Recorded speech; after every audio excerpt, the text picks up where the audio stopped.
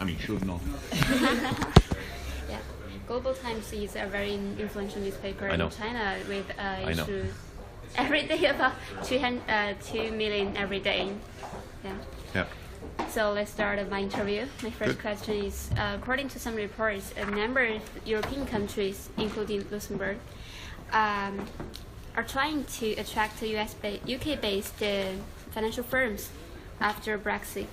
So what do you think Brexit represents an opportunity for Luxembourg? Okay. First of all, I think what I have to say is that I don't know if you heard the minister also speaking before about Brexit. For Luxembourg, Brexit is not something positive. We look at it as a lose-lose proposition. It will be bad for the European Union. It will be even worse for the United Kingdom because they will lose access to a large market. But fine, we obviously respect the decision by the British people taken in the referendum last year. Now, is this an opportunity for Luxembourg to a certain degree? Yes, obviously. Where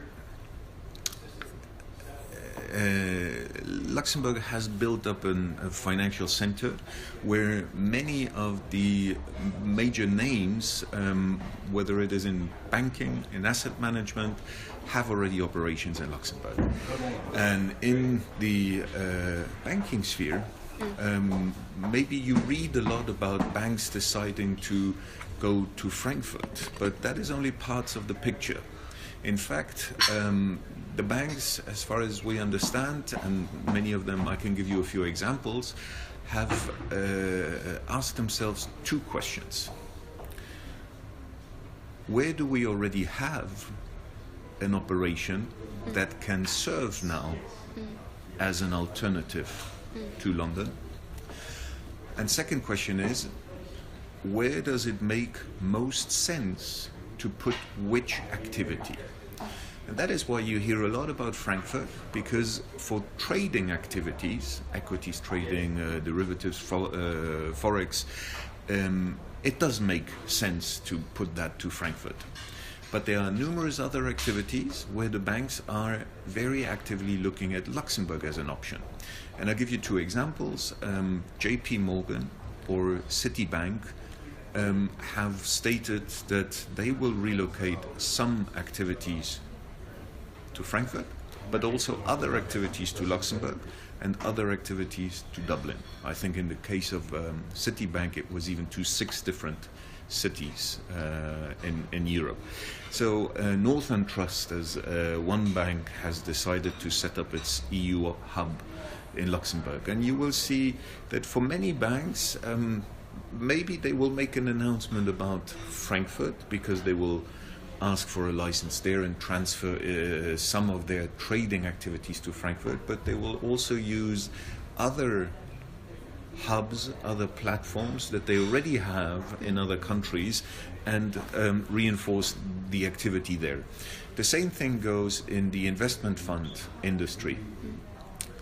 Nearly all the major players had already operations in Luxembourg. They're nearly all there, whether it's BlackRock, Fidelity, Templeton, all of these, Allianz and whoever. So what they do is they move certain activities from London to the existing platform in Luxembourg or in Dublin. Dublin also has a lot, and consolidate activity there. But for that, they don't need a new license, they don't need to make a big announcement. So that is happening, but it's happening without much noise. Then in the insurance sector, there are so far 7 very large insurance companies, AIG, which is the largest one in the world, Hiscox, FM Global, and then there are Japanese, for instance, Tokyo Marine, that have decided to choose Luxembourg to relocate their EU hub on the continent for the post-Brexit operations. So you see that there are many areas where Luxembourg is already in a certain way taking advantage. We are not being as commercially aggressive as other financial hubs, because we build on the partnership that we had with the financial institutions in London. Many of them had a presence in Luxembourg, and it makes sense for them to use the presence that they already have in Luxembourg and develop new activities in that presence that they already have. So, compared with Frankfurt or Paris, are there any advantages can Luxembourg bring to these companies? Many Especially advantages. The Chinese ones. Yeah, many advantages. You see, let us take the example of the insurance companies. Okay. The insurance companies told us that they are in the business of long term. You buy an insurance contract, you will be paid later, so the money needs to be managed until then. And they said, we are really looking for stability. And there's no country that offers better stability in Europe than Luxembourg. The Germans are very strong in stability as well, but we offer also additional advantages, such as, for instance, multilingual, multinational environment. You know, when you are in a big country, you very often focus on the domestic market, because that market is already big. You don't focus on other markets.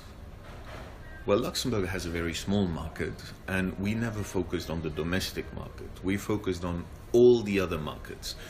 And what is it these firms now want to do? They need to set up an operation somewhere to cover multiple markets. They're not going to create 27 entities. Yeah. So they want to create one entity somewhere from where they can cover all the other markets.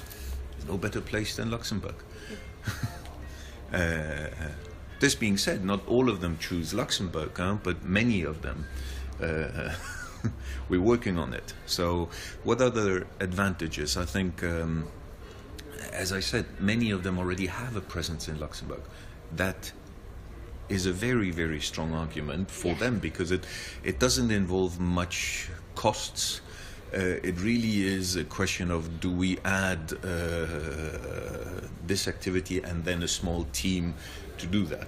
What you also need to know is that for the time being,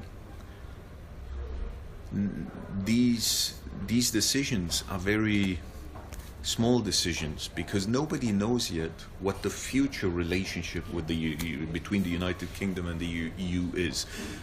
Once that is known, things may change and may become bigger, but for the time being, they are setting up operations that allow them to work on day one of Brexit, not knowing what exactly Brexit will be.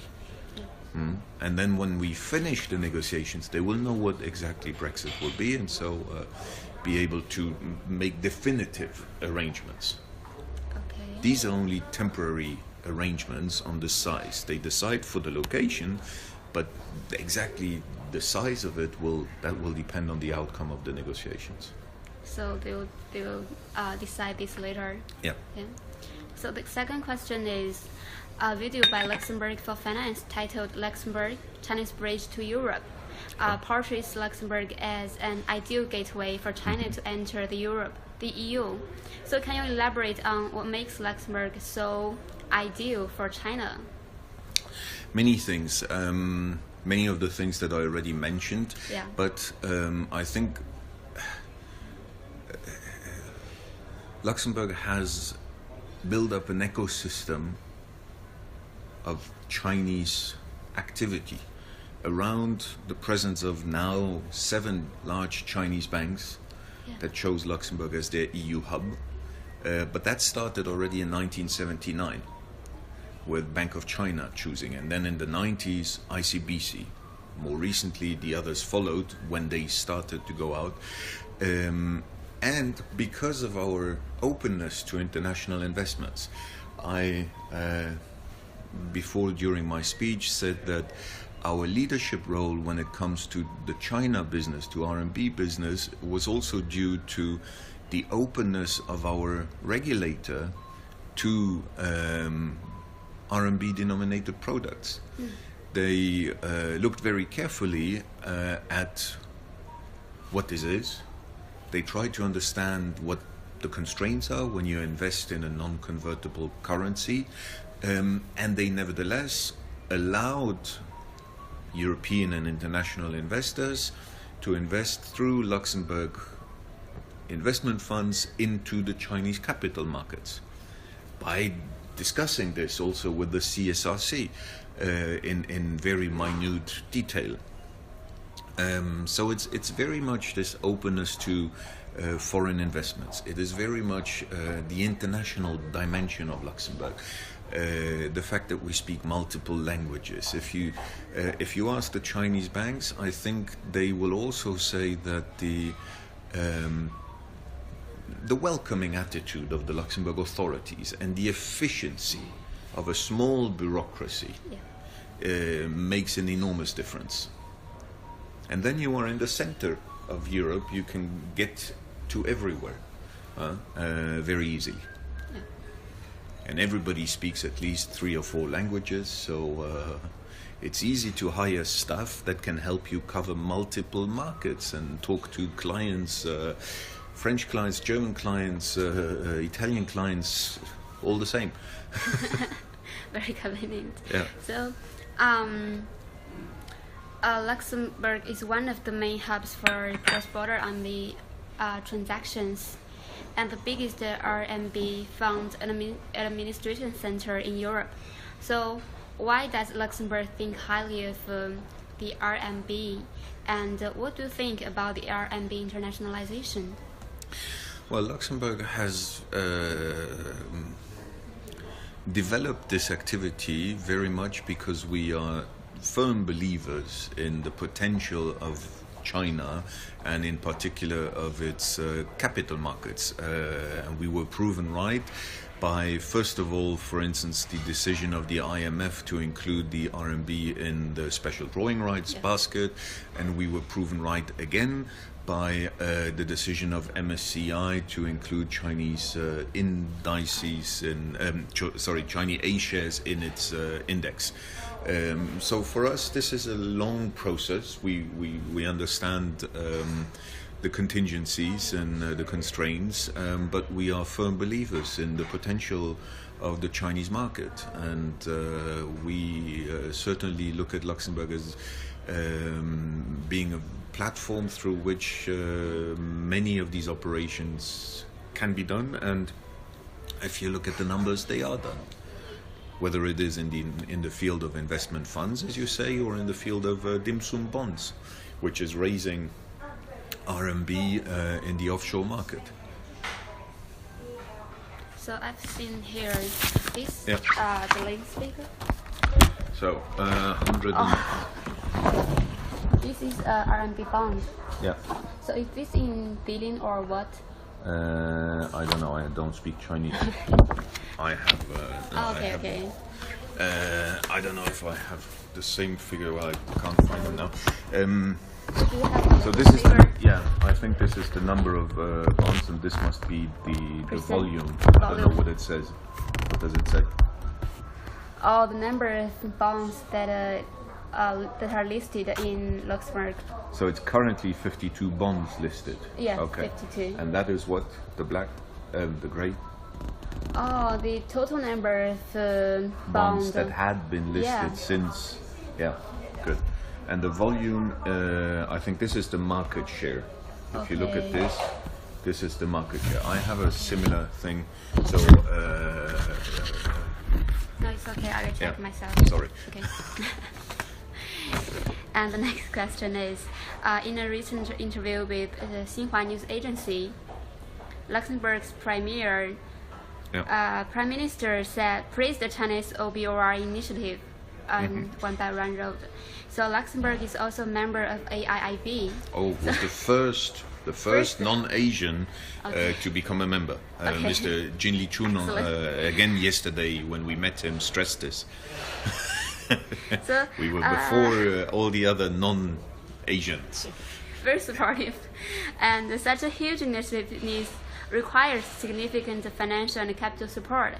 So what can Luxembourg do to... Well, again, for instance, we come back to the Luxembourg expertise in raising funds on the international markets with international investors through investment funds or through the capital markets with bonds. That is where Luxembourg can really come in. Luxembourg can serve as a platform there. I was talking before during my speech also about Islamic finance. And I said, you may wonder why I bring this up here in Beijing, but you may be interested in hearing that in the context of Belt and Road, this might be very useful in many countries in which you want to finance projects, where they want to raise money according to their way of raising money, which is Sharia compliant.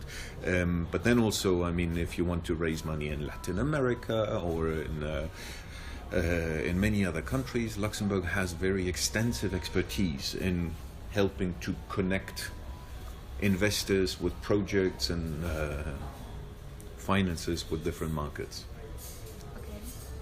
And besides Chinese banks, large banks, is there any other opportunity for China's other financial institutions? Certainly. For instance, only a few weeks ago, a business-to-business payment institution called Ping Pong has received Ping Pong, like the table tennis thing. Same name.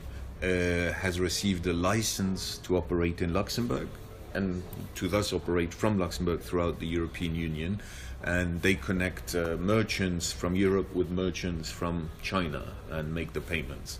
There are numerous other financial institutions, Chinese asset managers, obviously. I mean, you have a number of them that have set up investment funds in Luxembourg. China Asset Management Corporation, eFund, Universal, I mean, goodness, I forget a few, but there are a number of them that have set up investment funds in Luxembourg that are being distributed to investors in Europe and beyond, and that invest in Chinese capital markets, for instance. Then in there, I mean, look, Luxembourg is the European home to e-commerce giants like Amazon, PayPal, Rakuten from Japan. It certainly could also serve very well many of China's internet finance giants as a platform in Europe. Okay, so about the asset management platforms, can you give some examples? I searched on the internet. Is Huaxia. Huaxia. Yeah, Huaxia. Huaxia is one of them. Huaxia is which one in English? Huaxia is I don't know what their name is in English, but you have many others. China Southern. Is that? Southern. Yeah. Nanfang Jijing. No. Yeah, Nanfang. And then China Asset Corporation, so China AMC is their English name. I don't know. I don't know. Then Universal, based in Shanghai. Full Goal, I think. I don't know where exactly they are. eFund. E like ETF, but eFund. So they all have different names in Chinese, and I don't know the Chinese names. Apologize for it. Yeah. Okay. So I think they have funds based in Luxembourg. And so in recent years, have Luxembourg released new opportunities to attract Chinese investment? Yes. Climate finance, for instance. We announced just now. ICBC announced that it is issuing today its first, let me see what exactly they call it, it's a green bond, where they raise capital through their Luxembourg branch, list the green bond on the Luxembourg Stock Exchange, and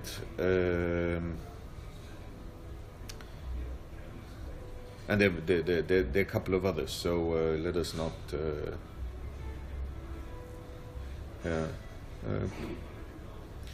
But this is only the draft. ICBC's inaugural issue of green bond via Luxembourg has established and published its green bond framework, blah blah. This.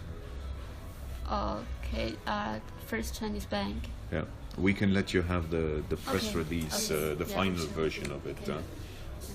So that is one issue where I think there's an enormous potential for cooperation. Dr. Ma Jun, who was until recently with the PBOC and is still chairing the Committee on Green Finance, he also laid out in his speech before many areas where Luxembourg's expertise can serve very well and where Luxembourg and China can work together very actively. So any other new policies? I mean, except climate finance, I think we are in the traditional fields. Now, policies as such, we don't have specific, but let me make this point, because I think it is important. We don't have specific China-related policies. But that also means, and that is why I want to make this point, we don't have any specific restrictions for Chinese investors. We don't treat them differently than others. If we manage to become an important RMB hub, it is not because of specific policies. It is because of our international expertise in general. You know, many of the Brazilian banks also use Luxembourg as a platform in Europe. I was talking before about Islamic finance. So this is one component, one that we are very, very proud of, but it doesn't mean that we have a specific China policy. Yeah. We obviously have a specific China strategy of working together, but not policies in regulatory terms or in tax terms or in any other way.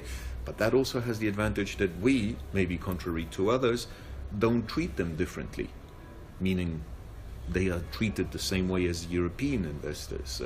We recently had the announcement of the acquisition by Legend Holdings, so the group that holds Lenovo computers, of a systemic bank in Luxembourg, one of the largest retail banks in Luxembourg, BIL, Banque Internationale of Luxembourg.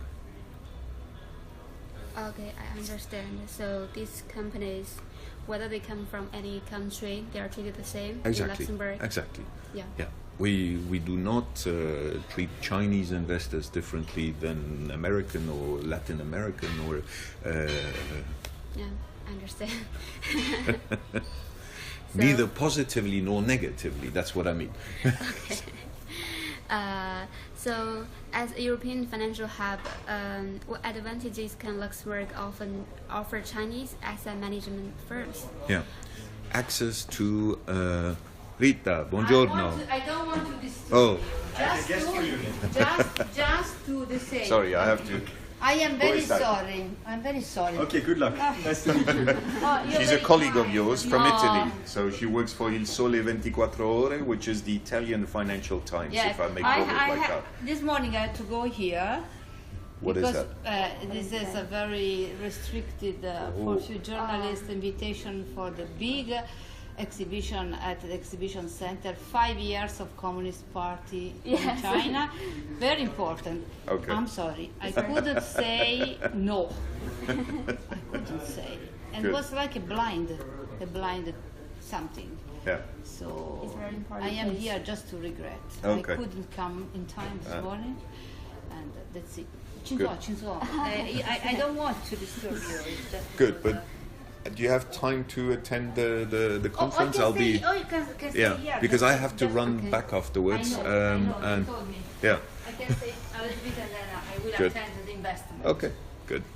I'm so upset, but I mean, Bye. you know, By what? for that, I don't want to miss Non ti preoccupare. appointment. Do you want to drink something? Coffee, thank you. How do you like your coffee? American coffee is okay. No milk, no. That's a very un-Italian way of drinking coffee. Yeah, I was wondering maybe an espresso now. Okay, an espresso. But I will judge your Good. espresso. So my last question is the advantage. Okay. What advantage can Luxembourg offer for Chinese asset managers? management firms? Well, besides all the other points that I already mentioned in terms of openness and multilingual, I think there's one major advantage, and that is Luxembourg investment funds, even if they are by nature European investment funds, because they are set up according to a European regulatory framework. They are recognized by regulators from 70 different countries around the world, and thus, you see, if you set up your fund in Luxembourg according to the requirements of the Luxembourg regulator, you are sure that you can market your fund in 70 different markets. I don't think any other country offers you such a large access to other markets. Yes. Why is that? That is because they are recognized as being well regulated, well supervised, and then domiciled in a country that has an outstanding economic stability. There are other countries that have very similar fund vehicles, but because the local regulators in the other markets are not so sure or don't consider the country itself as being economically as stable as Luxembourg, they give preference to Luxembourg funds. Okay, We have AAA rating, the highest outlook from all the rating agencies. We have a debt to GDP ratio of 20%, which is half of the Swiss ratio. Okay. I mean, just to tell you. Just you said the 17 countries. Are they 7-0. 70? 70. 70. Yes. Okay, 70. 70 countries is so many. Yes. So, for instance, in Hong Kong or in Singapore, 2/3 of the mutual funds that are distributed in Hong Kong, in the territory of Hong Kong, are Luxembourg funds. They are simply in the market one of the most popular products. Okay, and so the 70 countries include The European countries, Latin American countries, Asian countries, Asian countries. Canada, Australia, these, yeah. Okay. Not the US, unfortunately, not yet China. Not China. We would love to distribute our investment funds in China itself, in mainland China, but that market is still off limits. Okay. For now. This is the problem. For now. Yeah. Yeah. So When the Chinese understand that there is a good reason to offer this diversification to their investors, we will be ready to. And also to attract financial investment from abroad. So about the cross-border financial investment, do you have any ideas you want to share with our readers? Say again about the cross-border financial investment. If I have any ideas, I don't think anything specific. I think I would be very happy already simply to share the role that Luxembourg is playing in this. We don't have any major announcements to make as such at this stage. I think if you put it together to show the role that a small country like Luxembourg nevertheless is playing vis-a-vis a major country like China, that in and of itself is news. Even if it's not.